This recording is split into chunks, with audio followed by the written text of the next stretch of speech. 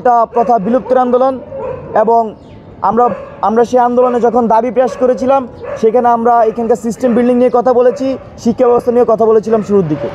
তো সব কিছু মিলিয়ে তারপর একটি গণ অভ্যুত্থান হয়।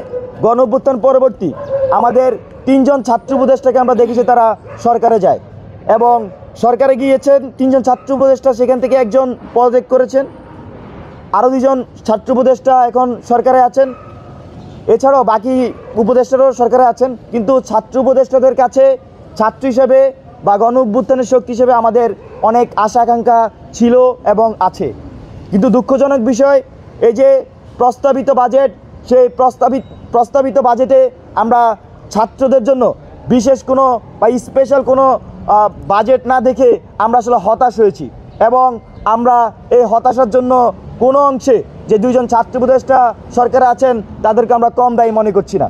আমরা আশা করছি আমাদের আজকে যে আমরা দাবিগুলো উত্থাপন করব, ছাত্র উপদেষ্টা সহ সংশ্লিষ্ট মন্ত্রণালয়ের উপদেষ্টা, প্রধান উপদেষ্টা এবং এই যে গণ অভ্যুত্থানের ছাত্রদের রক্তে গঠিত সরকার সকলে এই বিষয়ে সুদৃষ্টি রাখবেন এবং আমাদের দাবি দেওয়া অনতিবিলম্বে যাতে মেনে নেওয়া হয় সেটি আমরা এই আজকের এই সংবাদ সম্মেলনের মাধ্যমে আপনাদের মাধ্যমে জানাচ্ছি। আমাদের 4টি দাবি। 1 নম্বরে গবেষণার জন্য বিশ্ববিদ্যালয় সমূহে বিশেষ বরাদ্দ প্রণয়ন করতে হবে। দ্বিতীয়ত, মোট বাজেটের 20% জিডিপির 5% শিক্ষাখাতে বরাদ্দ দিতে হবে।